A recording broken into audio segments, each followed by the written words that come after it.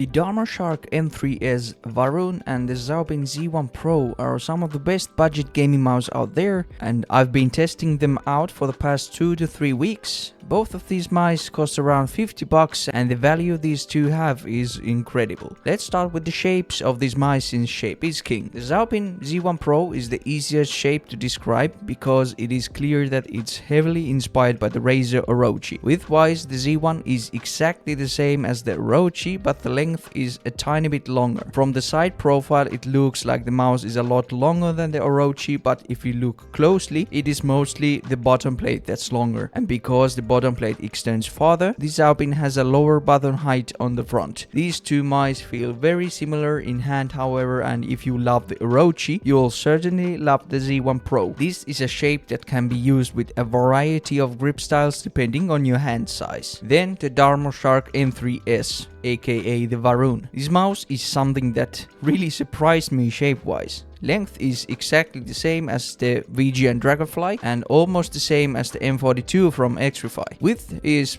kinda between those two mice. The mouse is clearly catered towards claw grip because it has this nice hump on the back, and I'd say it feels a bit more filling claw grip shape than the M42. It's like an M42 Plus in a sense. My hand size is 17.5 times 10.5 centimeters and I can very naturally claw grip this mouse. I'd even say it's one of the best small to medium claw grip shapes for me that I've tried. But yeah, even the name says it's a small mouse, it's more in the medium size category and suits a variety of hand sizes. Build quality on both of these mice is really impressive. I have been beating these up during these couple of weeks a lot, and so far there has been no creaking or other problems with these mice. There is no sidewall flexing, sideways wobble, any gaps between the shell and the bottom plate or anything. Both of these are also very lightweight mice, and the Zaopin Z1 Pro with the solid bottom and a larger battery which I have weighs just 52 grams. The Darmoshark Varun weighs only 54 grams. The coating on the Z1 Pro is very similar to the VGN Dragonfly, so it may be just bare plastic or some very thin coating. It's not slippery at all however, and I've had no need for grip tape on this. The Darmoshark Varun is a bit more slippery and feels a bit like a PBT keycap. The surface is just like on my G-Wolves HTS Plus. I have not needed grip tape on it however, but this mouse could benefit from a good grippy coating a lot. Also, both of these mice would benefit from aftermarket skates, but honestly, I've had no problems with the stock skates. They are just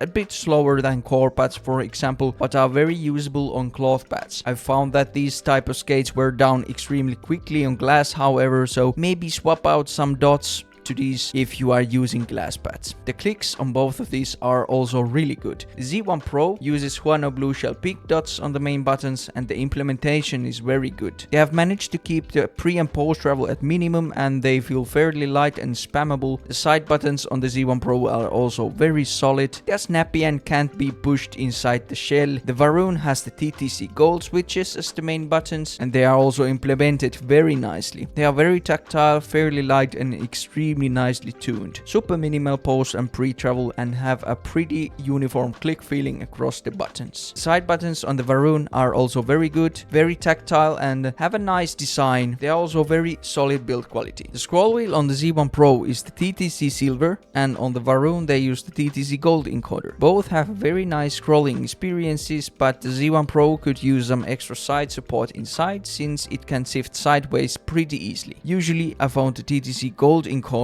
too loose feeling, but on the Varun it feels very high quality. But how is the wireless performance and the tech of these two mice? The Zaopin Z1 Pro is using the 3395 sensor together with the Nordic MCU. It is 4K polling compatible with the additional dongle that has not been released yet. So today we only have the results of the 1K polling. Without motion sync, the Z1 Pro can achieve a very impressive motion delay of 0.5 milliseconds more than my control unit. With motion sync on the results, it's not bad by any means, and I can measure around 1 milliseconds of motion delay with motion sync sync on. Polling rate is also very stable with the Z1 Pro. The Darmoshark M3-S Varun has a 3395 sensor as well, but they use a Telink MCU, and this mouse is capable of 2K polling straight out of the box with their included 2K polling dongle, which is kind of wild looking. The Darmoshark has also an esports mode on the driver, which basically seems to improve the performance a bit with the cost of battery life. So here are the motion dealer results of the Varun. As you can see, the improvement with 2K polling rate is not very much compared to the 1K polling with the same settings, esports mode on and motion sync off. This is most likely due to the Telink MCU being the limiting factor, but the results are very impressive still for a mouse that's around $50. There are also no problems with the polling rate stability at 1K or 2K polling. Here's once again how these results compare to other mice I've tested, and you can see that these are very competitive results to more expensive mice as well. All in all, I think both of these mice are very solid budget releases, and there are very minor details I would change from these mice. The Z1 Pro could use a more rigid scroll wheel structure, and I hope they release the 4K dongle soon so I can do some test for it too. The Darmoshark Varun could use a Nordic MCU instead of a Telink one, and a good coating would make this mouse even more insane, especially for the price. So I am very happy with both of these mice, and I can safely recommend them if you are interested.